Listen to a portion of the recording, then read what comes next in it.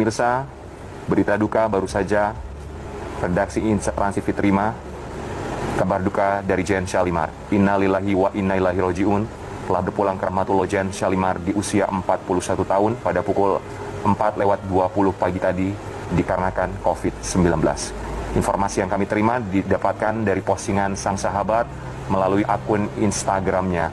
Dan memang kalau kita lihat bersama-sama, Jen Syalimar almarhumah ini memang aktif sekali untuk berkegiatan di partai politik, kemudian juga dekat dengan teman-temannya, dan ini merupakan sahabat yang memposting pertama kali di akun Instagram @alicia.olive baru saja beberapa menit yang lalu.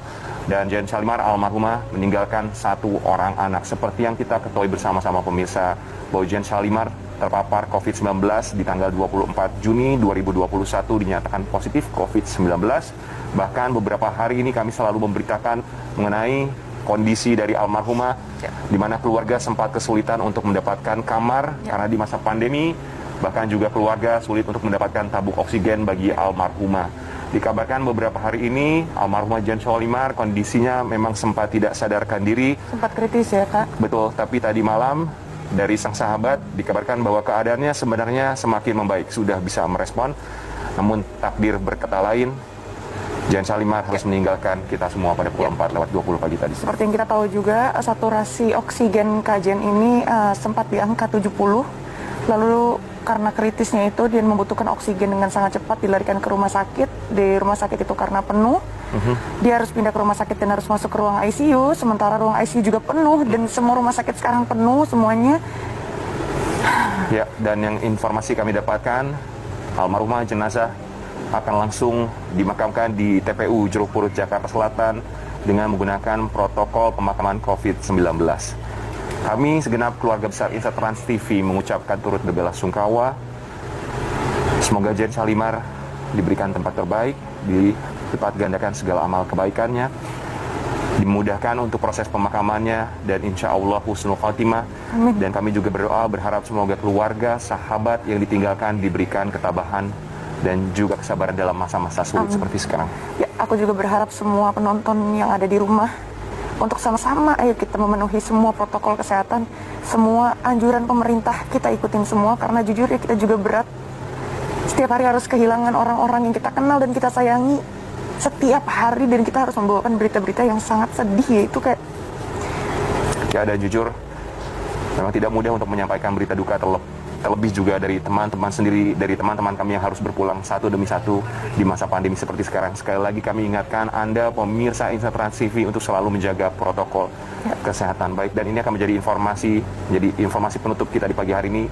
Terima kasih banyak sudah menyaksikan sepagi, dan berikutnya kita juga akan melihat beberapa informasi yang sudah dirangkum dari Mulan Jamila dan juga Reski Aditya. Ya pemirsa, menutup perjumpaan kali ini tidak capek-capeknya kita untuk selalu mengingatkan semuanya untuk tetap menjaga protokol kesehatan, dan selalu mengikuti 5M, memakai masker, menjaga jarak, mengurangi mobilitas, menjauhi kerumunan, dan rajin mencuci tangan.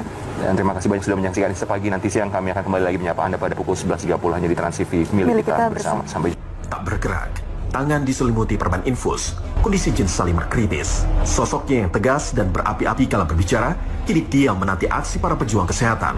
Berbaring lesu berbalut selimut, Jen pasrah saat tubuhnya dibopong menggunakan tempat tidur rumah sakit, dan perjuangan yang mendapatkan ruangan di rumah sakit tak mudah. 7 rumah sakit didatangi, namun tak ada satupun ruang tersisa untuk Jen. Berjam-jam lamanya menanti dalam kondisi sesak nafas, hingga Selasa rumah sakit pun jadi tempat naungannya.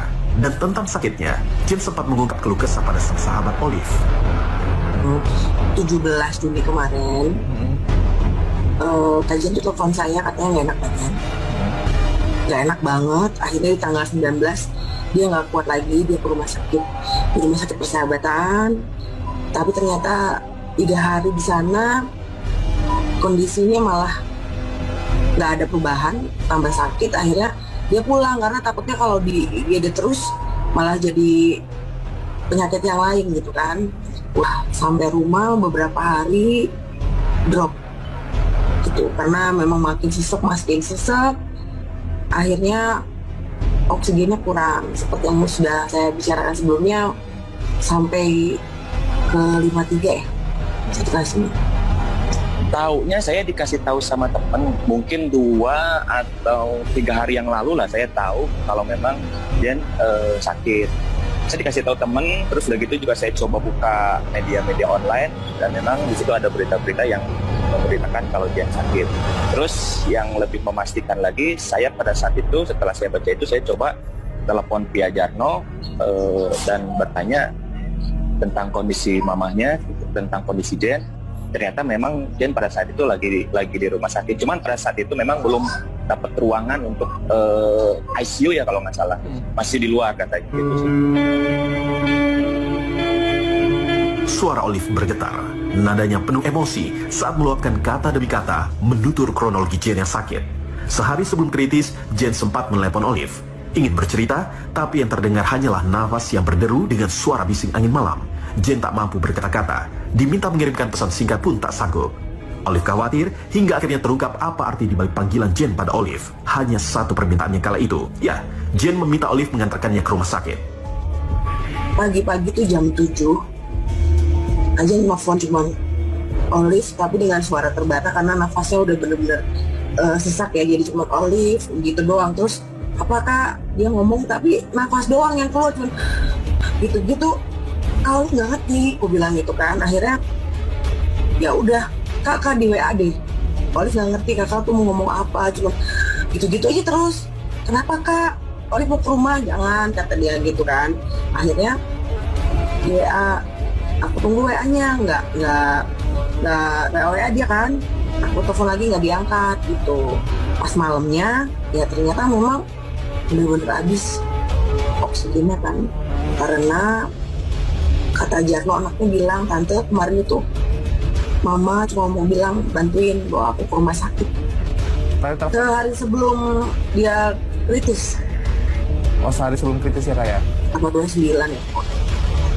Kalau yang saya tahu terakhir hari kemarin saya komunikasi dengan Jarno anaknya. Saya coba tanyakan kondisinya seperti apa. Ternyata alhamdulillah kata Jarno sih pada saat hari kemarin itu mamanya memang sudah membaik kondisinya dibanding dengan sebelumnya. Nah untuk kondisi hari ini sekarang saya juga nggak begitu tahu sih seperti apa karena memang saya belum komunikasi lagi dengan Jarno. Tapi saya sih berharap mudah-mudahan memang terus membaiklah kondisi. Kritis hingga kesulitan mendapatkan ruangan rumah sakit, Jen adalah gambaran sekaligus pukulan keras bagi publik yang masih meremehkan COVID-19.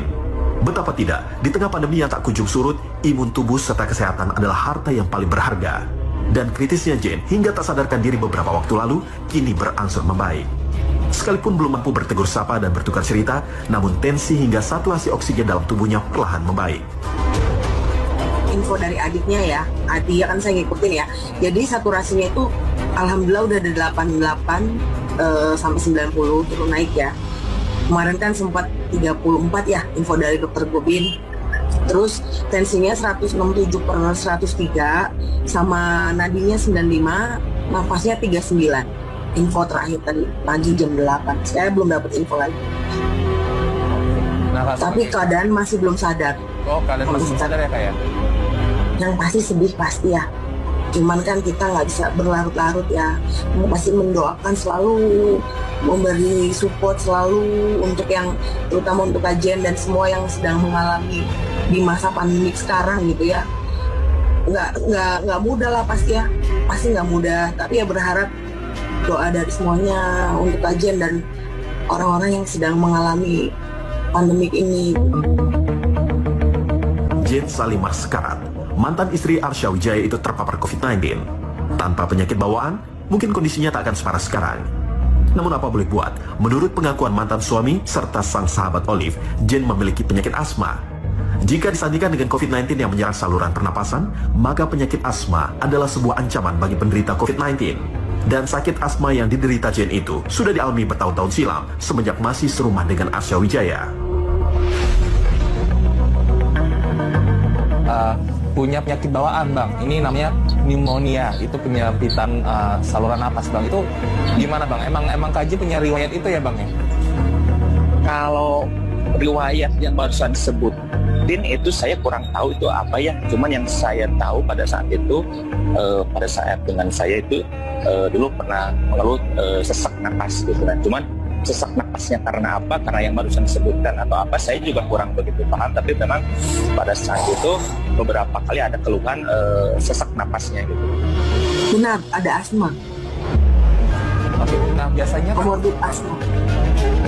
Sebelumnya sih memang nggak kambuh asmanya tuh nggak kambuh, cuman setelah COVID itu ya pemicunya juga salah satunya asma ya, makin jadi buruk gitu kondisinya.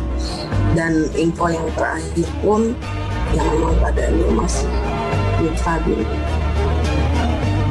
Kalau pada saat itu sih memang di waktu-waktu tertentu sih ya nggak sering juga, beberapa kali lah yang saya itu dalam kondisinya apa ya waktu itu, apa kedinginan atau apa gitu, apa karena apa gitu lupa lah saya. Yang pasti pernah beberapa kali dia mengeluh sesak napasnya kambuh, katanya sih begitu. Terpapar COVID-19 ditambah sakit asma yang diderita, Jen jadi wanita yang tak berdaya.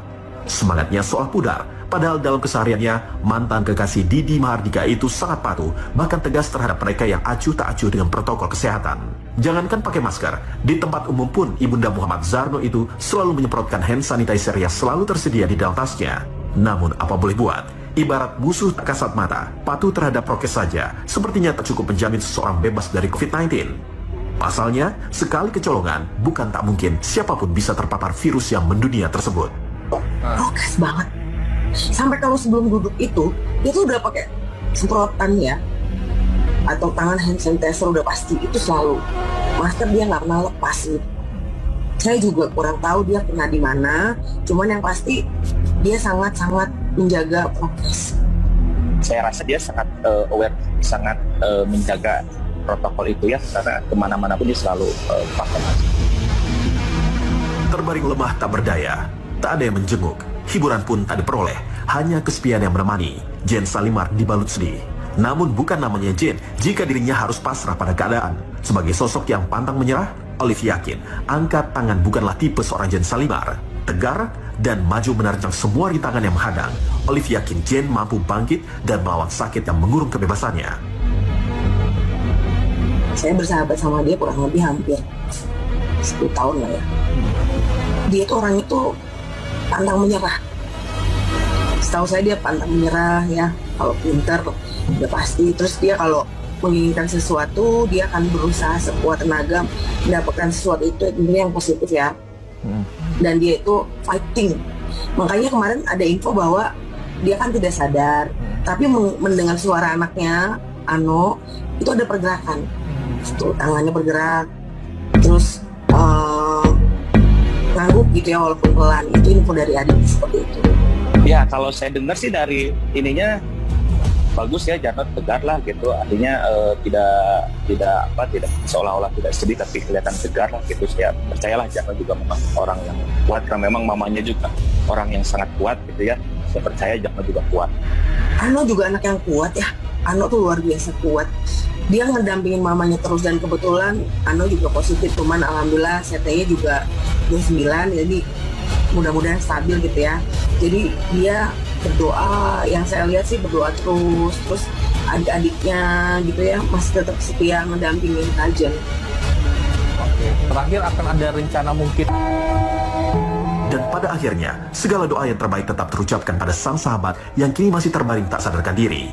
Jen hilang akal, hilang suara, namun jiwa dan raganya masih bersatu. Kendati tak mampu mengumbar senyum di wajahnya, namun deru napas yang menghembus memberi sebuah harapan. Sebuah senyuman, sekaligus sikap pasrah pada tangan petugas medis juga yang kuasa. Olive merindukan canda tawa Jen, dan mantan suami, kendati tak bersama lagi, selalu mengharapkan kesembuhan bagi Jen yang tak kunjung sadarkan diri. Saya cuma berdoa, semoga Kajen ini cepat melewati masa kritis dan cepat pulih kembali. Dan saya meminta kepada kalian untuk mendoakan Kajen dan juga orang-orang yang sedang mengalami atau kena COVID seperti masa pandemi sekarang. Ya kita sedih pasti ya, cuman jangan berlarut, yang pasti doanya jangan putus gitu. Saya cuma bisa berdoa aja untuk kebaikan Jen, mudah-mudahan Jen cepat sembuh, mudah-mudahan imunnya naik terus supaya cepat keluar juga.